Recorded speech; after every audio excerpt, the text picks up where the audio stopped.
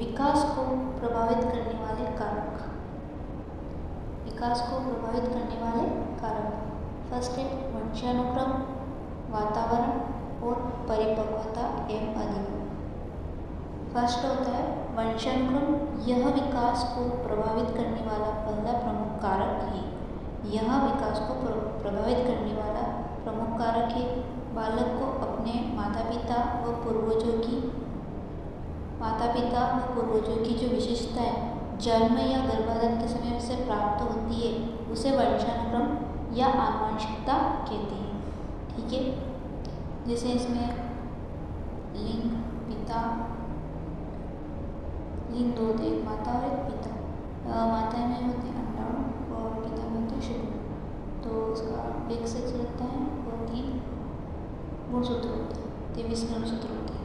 इसमें XY होता है पिता में और 23 गुणसूत्र होते हैं। इस तरह से 46 गुणसूत्र होते हैं।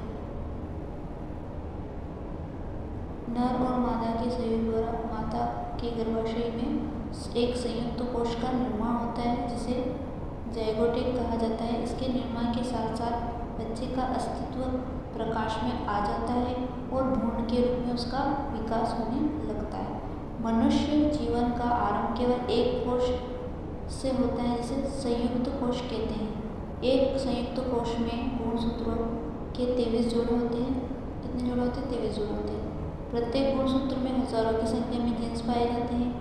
एक गुणसूत्र में लगभग 3000 जीन्स पाए जाते हैं। वंशानुक्रम के वाहक इकाई के जीन्स होते हैं। एक पीढ़ी से दूसरी पीढ़ी में इन्हें पितृ जीन्स का हस्तांतरण होता है।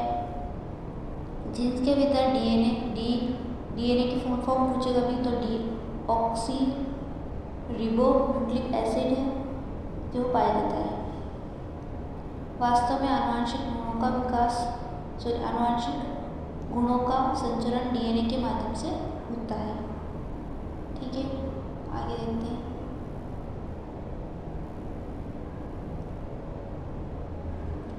अब इसमें पढ़ेंगे पारिवारिक वातावरण कैसा होना चाहिए ना। परिवार में अनौपचारिक शिक्षा का साधन है जिसके अंतर्गत माँ की महत्वपूर्ण भूमिका होती है। माँ बालक की प्रथम गुरु होती है जिसके द्वारा संस्कारों की शिक्षा दी जाती है। अब फ्रोबेल क्या कहते हैं? फ्रोबेल के अनुसार क्या है? माताएं आदर्श अध्यापिकाएं हैं तथा परिवार द्वारा दी जाने वाली अनौपचारिक शिक्षा महत्वपूर्ण व प्रभावशाली होती है। पेस्ट्रोलॉजी के अनुसार क्या है? परिवार सीखने का सर्वोत्तम स्थान व बालक का प्रथम विद्यालय है। परिवार के अंतर्गत कारक बालक के विकास को प्रभावित करते हैं। पहला आता है परिवार की आर्थिक स्थिति। दूसरा आता है माता पिता का असंतोषजनक वैवाहिक जीवन, माता पिता का पक्षपातपूर्ण व्यवहार, अत्यधिक ममता व लाड़ प्यार, कठोर नियंत्रण व अनुशासन। और छठा आता है जन्म क्रम। ये जो होते हैं ना बालक के विकास को प्रभावित करते हैं ये निम्न कारक। ठीक है, फिर सेकेंड आता है विद्यालय। विद्यालय का वातावरण कैसा होना चाहिए? औपचारिक शिक्षा का मुख्य साधन है बालक विद्यालय जिसके अंतर्गत शिक्षक की महत्वपूर्ण भूमिका होती है। ठीक है, पूर्व प्राथमिक शिक्षा के जन्मदाता जर्मनी के विख्यात शिक्षा शास्त्री फ्रोबेल माने जाते हैं।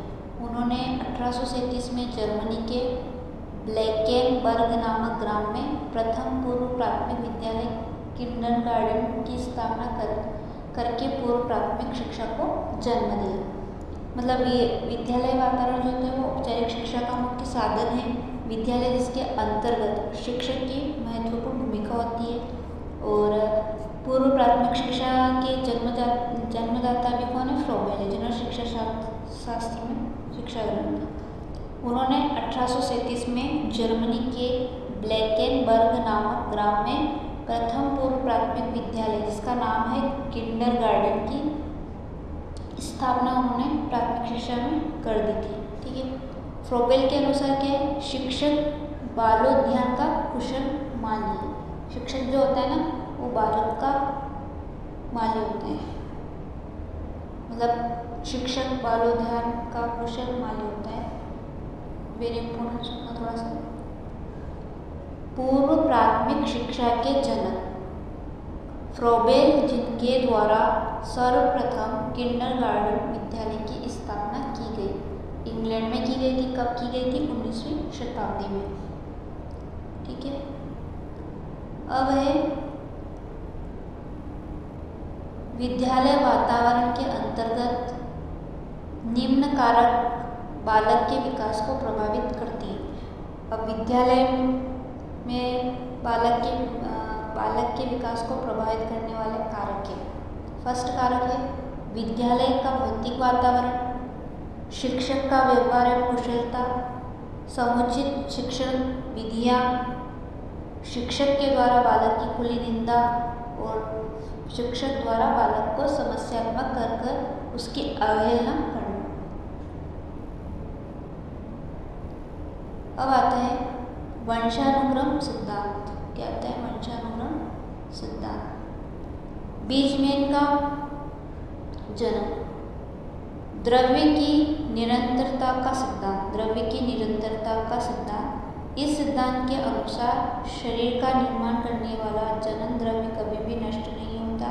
यह पीढ़ी दर पीढ़ी निरंतर हस्तांतरित होता रहता है। यही कारण है कि एक पीढ़ी से दूसरी पीढ़ी में गुणों का संचरण होता रहता है। उपार्जित गुणों के असंचरण का सिद्धांत। इस सिद्धांत के अनुसार बालक में अर्जित गुणों का संचरण नहीं होता है। इसके समर्थक है बीजमैन। बीजमैन कहते हैं इस सिद्धांत के अनुसार बालक में अर्जित गुणों का संचरण नहीं होता है। किसमें? उपार्जित गुणों के असंचरण का सिद्धांत। ठीक है, उपार्जित गुणांक के संचरण का सिद्धांत। इस सिद्धांत के अनुसार अर्जित गुणों का संचरण होता है। समर्थक कौन है? लेमार्क। उदाहरण क्या है? जिराफ की गर्दन। लेमार्क ने कहा है इस उपार्जित गुणांक का संचरण का सिद्धांत है। इस सिद्धांत के अनुसार अर्जित गुणों का संचरण होता है। इसके समर्थक कौन है? लेमार्क। और उदाहरण है जिराफ की गर्दन। डाल्टन का जीव सांख्यिकी बायोमेट्री सिद्धांत। इस सिद्धांत के अनुसार बालक में गुणों का संचरण केवल माता पिता से न होकर पूर्वजों से भी होता है। मेंडल का सिद्धांत, वर्ण संकरण का सिद्धांत। मेंडल ने मटर के दानों तथा काले व सफ़ेद चूहों पर प्रयोग करके यह निष्कर्ष निकाला है कि एक ही माता पिता से उत्पन्न संतानों में भी भिन्नता पाई जाती है। मतलब एक ही माता पिता के संतान होते हुए उनमें भी भिन्नता होती है। वंशानुक्रम का नियम 3 है। समानता का नियम, भिन्नता का नियम और प्रत्यागमन का नियम। समानता नियम में जैसे माता पिता होते हैं वैसे ही उनकी संतान होती है। भिन्नता का नियम, जैसे माता पिता उनसे कुछ भिन्न संतान भी होती है। और प्रत्यागमन का नियम है जैसे माता पिता उसके ठीक विपरीत संतान होती है। ऐसा होता है। वातावरण, यह विकास को प्रभावित करने वाला दूसरा प्रमुख कारक है। वातावरण का पर्यायवाची शब्द क्या होता है? पर्यावरण, जो कि दो शब्दों से मिलकर बना होता है। परि प्लस आवरण। परि मतलब चारों ओर और आवरण मतलब घेरने वाला। अर्थात जो कुछ भी हमें चारों ओर से घेरे हुए हैं यही पर्यावरण है। रोस कहते हैं वातावरण को बाहरी शक्ति है जो प्रभावित करते हैं। ये रोस ने कहा, इम्पोर्टेंट भी लगता है। रोस क्या कहते हैं? वातावरण को एक बाहरी शक्ति है जो हमें प्रभावित करती है। वातावरण के अंतर्गत बालक एक उच्च संगठित ऊर्जा तंत्र है। वातावरण के अंतर्गत निम्न कारक बालक के विकास को प्रभावित करते हैं।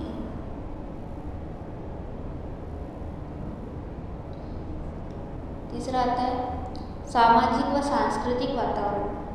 आस पड़ोस, मित्र, सिनेमा, रीति रिवाज, अंधविश्वास, खान पान, भौगोलिक वातावरण, जलवायु, मनोवैज्ञानिक वातावरण जैसे कि मूलभूत आवश्यकताओं की पूर्ति, निर्देश व परामर्श, प्रेम व सहानुभूतिपूर्ण व्यवहार। फिर यह आता है छठा जनसंख्या माध्यम। क्या क्या है? टीवी, फोन, रेडियो इत्यादि। परिपक्वता एवं अधिगम। परिपक्वता क्षमता का विकास। परिपक्वता शब्द का सर्वप्रथम अर्नोल्ड गेसल के द्वारा किया गया था। परिपक्वता एवं अधिगम। परिपक्वता का शब्द का विकास। परिपक्वता शब्द का सर्वप्रथम प्रयोग अर्नोल्ड गैसल के द्वारा किया गया। विकास को प्रभावित करने वाले कारकों में वंशानुक्रम व वातावरण के बाद महत्वपूर्ण स्थान परिपक्वता एवं अधिगम का है। परिपक्वता का संबंध वंशानुक्रम से होता है तथा अधिगम का संबंध वातावरण से होता है।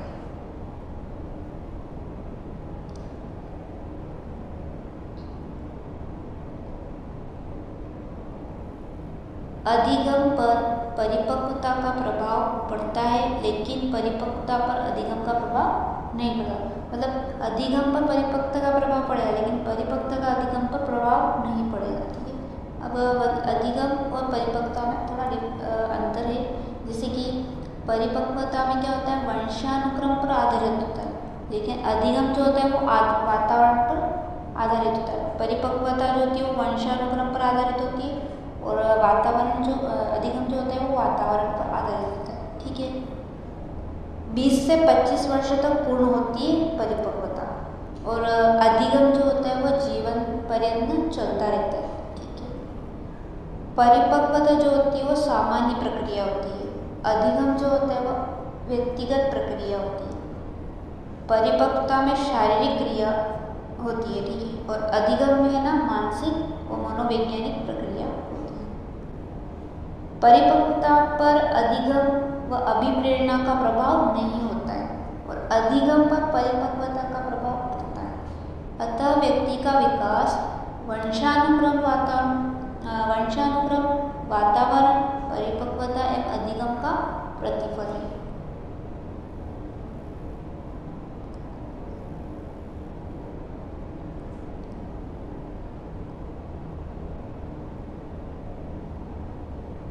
मनोवैज्ञानिक का साइकोलॉजी। मनुष्य का अतीत, मनुष्य का इतिहास। मनोविज्ञान का अतीत, मनोविज्ञान का इतिहास। तो इसमें मनोविज्ञान का अतीत कौन है, दर्शन शास्त्र, और इसका मनादर्शन है, और इसने किसने किया था, अरस्तु और डी.ए.नीमा। मनोविज्ञान का इतिहास 1590 है, जिसे रुडोल्फ गोफ ने साइकोलॉजिया और साइकोलॉजी मनोविज्ञानिक। अरस्तु को मनोवैज्ञानिक का जनक कहते हैं। वह दर्शन शास्त्र को मनोवैज्ञानिक की जननी माना जाता है। अरस्तु को क्या कहा जाता है, मनोवैज्ञानिक का जनक, और दर्शन शास्त्र को मनोवैज्ञानिक की जननी कहा जाता है। एबिंगहॉस के अनुसार मनोविज्ञान का अतीत जो है वो बहुत लंबा है, लेकिन इतिहास जो है वो छोटा है। एबिंगहॉस के अनुसार क्या है, मनोविज्ञान का अतीत जो है वो बहुत लंबा है, जबकि इतिहास जो है वो बहुत छोटा है।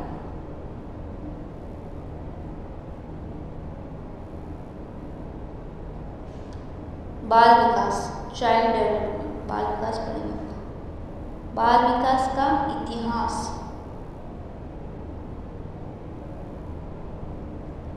अठारहवीं शताब्दी में सर्वप्रथम एस्ट्रोलॉजी के द्वारा बाल विकास का वैज्ञानिक विवरण प्रस्तुत किया गया। 18वीं शताब्दी में सर्वप्रथम जो एस्ट्रोलॉजी के द्वारा बाल विकास का वैज्ञानिक विवरण प्रस्तुत किया था, इन्होंने अपने ही 3.5 वर्षीय पुत्र पर अध्ययन किया। किसने किया था, एस्ट्रोलॉजी ने, तथा बेबी बायोग्राफी तैयार की थी। 19वीं शताब्दी में अमेरिका में बाल अध्ययन आंदोलन की शुरुआत हुई। इसके जन्मदाता कौन है, स्टेनी हॉल। स्टेनी हॉल ने बाल अध्ययन आंदोलन की शुरुआत की थी। ठीक। फिर इन्होंने अमेरिका में चाइल्ड स्टडी सोसाइटी व चाइल्ड वेलफेयर ऑर्गेनाइज जैसी संस्थाओं की स्थापना की। 1887 में न्यूयॉर्क में सबसे पहला बाल सुधार गृह स्थापित किया गया। 20वीं शताब्दी में बाल विकास पर अनेक पुस्तकों का प्रकाशन किया गया। भारत में बाल विकास की अध्ययन की शुरुआत 1930 में मानी गई है।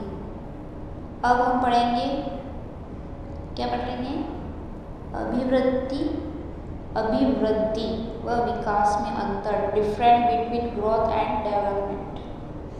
अभिवृद्धि यानी ग्रोथ और डेवलपमेंट यानी विकास। अभिवृद्धि में क्या होता है? केवल शारीरिक पक्ष में होने वाला परिवर्तन होता है, ठीक है। और विकास में क्या होता है? संपूर्ण पक्षों में होने वाले परिवर्तन। अभिवृद्धि में लंबाई, चौड़ाई और भार में वृद्धि आती है और विकास में होता है कार्य क्षमता में वृद्धि। अभिवृद्धि संकुचित अर्थ है और विकास व्यापक अर्थ है। अभिवृद्धि जो है वो एक पक्षीय होती है और विकास जो होता है वो बहुपक्षीय होता है। अभिवृद्धि जो है वो बाह्य स्वरूप होता है और विकास जो होता है वो बाह्य व आंतरिक स्वरूप दोनों होता है। कुछ समय पश्चात रुक जाती है अभिवृद्धि और यह जीवन प्रयत्न चलता रहता है। केवल आकार बढ़ने से संबंध है। अभिवृद्धि में केवल आकार बढ़ने से संबंध है और विकास में संपूर्ण परिवर्तनों से संबंध है। अभिवृद्धि में सीधे नापा तोला जा सकता है और विकास में सीधे मापन संभव नहीं है। अभिवृद्धि परिमाणात्मक, मात्रात्मक, संख्यात्मक होती है और विकास जो होता है ना वो परिमाणात्मक व गुणात्मक होता है, ठीक है। अभिवृद्धि में विकास निहित होता है और विकास में अभिवृद्धि निहित होती है। अभिवृद्धि में रचनात्मक परिवर्तन होते हैं और विकास में रचनात्मक व विनाशात्मक परिवर्तन होते हैं। अभिवृद्धि सूचक है और विवृद्ध सूचक व हास्य सूचक है। इस तरह से अभिवृद्धि और विकास में अंतर हो गया। अब जॉन वाटसन क्या कहते हैं? तुम मुझे कोई भी बालक दे दो, मैं उससे जॉन बी वाटसन कहते हैं कि तुम मुझे कोई भी बालक दे दो, मैं उसे वैसा बना सकता हूँ जैसा मैं बनाना चाहता हूँ। मतलब जॉन बी वाटसन कहते हैं कि उनको कोई भी बालक है वो जैसा बोलेंगे वो वैसा उसको बना देंगे उस बालक को, ठीक है। रॉबर्ट वुडवर्थ क्या कहते हैं? Robert Woodworth. मनोविज्ञान ने सर्वप्रथम अपनी आत्मा को त्याग दिया। क्या किया? अपनी आत्मा का त्याग किया, फिर मन का त्याग किया, फिर चेतना का त्याग किया और वर्तमान में मनोविज्ञान व्यवहार की विधि के स्वरूप को स्वीकार करता है। रॉबर्ट वुडवर्थ कहते हैं कि पहले आत्मा का त्याग किया, फिर मन का त्याग किया, फिर चेतना का त्याग किया और वर्तमान में व्यवहार की विधि के स्वरूप को स्वीकार किया। आत्मा को त्यागा, मन को त्याग दिया, चेतना को त्याग दिया, मतलब 3 चीजें उन्होंने त्याग दी, आत्मा, मन, चेतना, और किसे अपनाया? व्यवहार।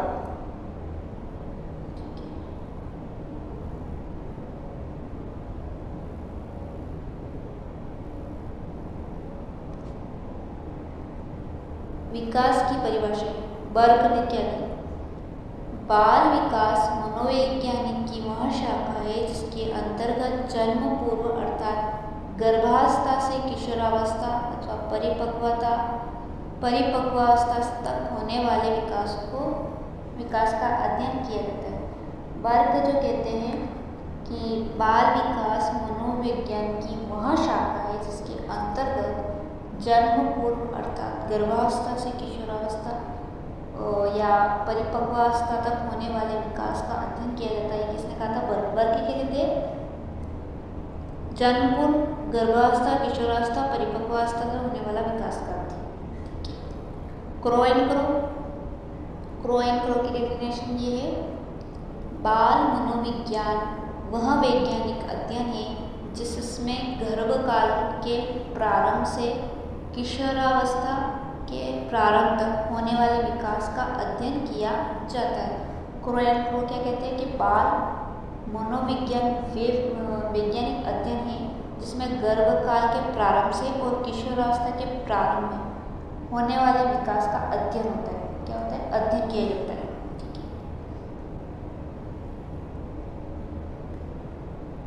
फिर पढ़ेंगे जेम्स ड्रेवर। बाल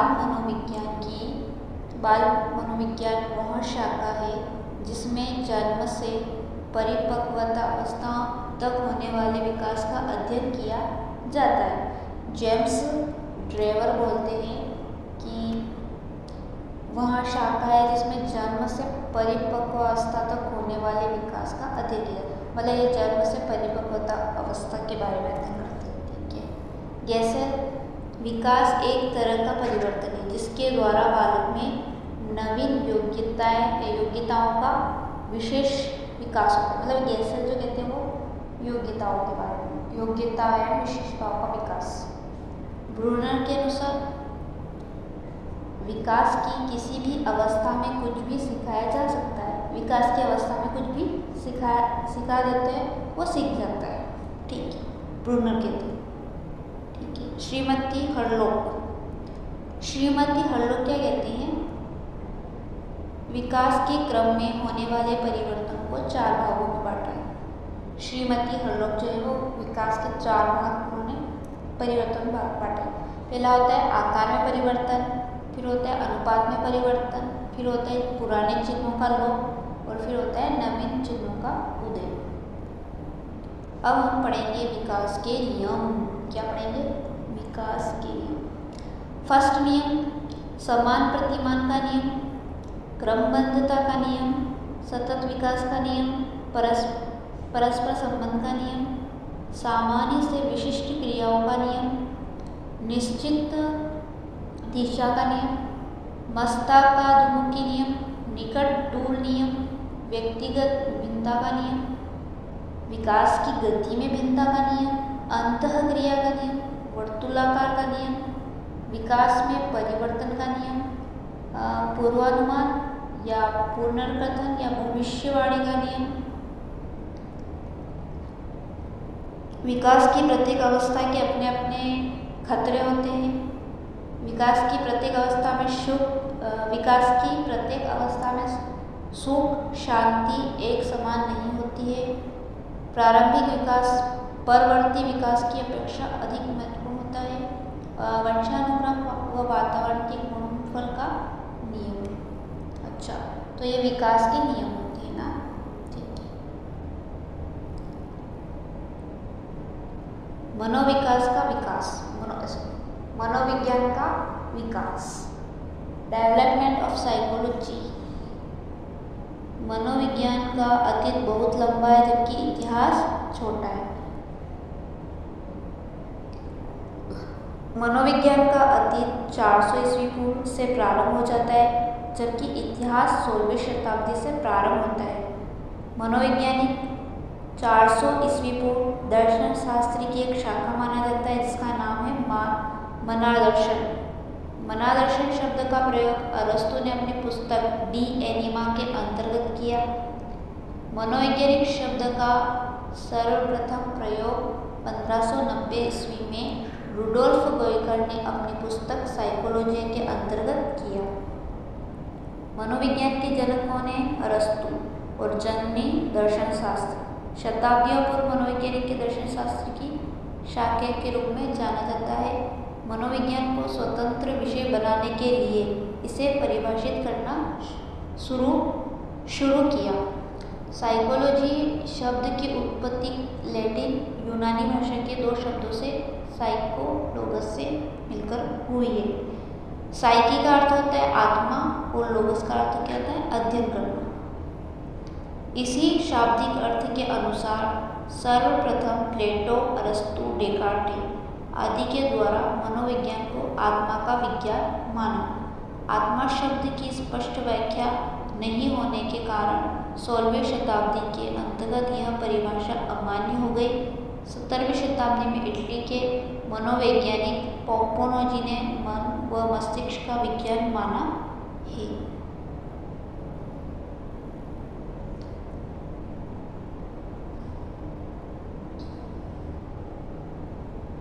बाद में यह भाषा भी अमान्य हो गई। 19वीं शताब्दी में William wound, William James voice, James सली आदि के द्वारा मनोविज्ञान को चेतना का विज्ञान माना। अपूर्ण होने के कारण यह परिभाषा भी अमान्य हो गई। विलियम वुंट ने जर्मनी में लीपजिग नामक स्थान पर 1879 सन में प्रथम प्रयोगशाला स्थापित की। इसलिए विलियम वुंट को प्रयोगात्मक मनोविज्ञान का जनक भी माना जाता है। 1879 में मनोविज्ञान दर्शन शास्त्र की शाखा से अलग होकर एक स्वविषय के रूप में सामने आया। लीपजिग विश्वविद्यालय को कार्ल मार्क्स विश्वविद्यालय के नाम से भी जाना जाता है। ठीक है। विलियम मैक्डोगल ने अपनी पुस्तक आउटलाइन साइकोलॉजी में चेतना शब्द की कड़ी निंदा की।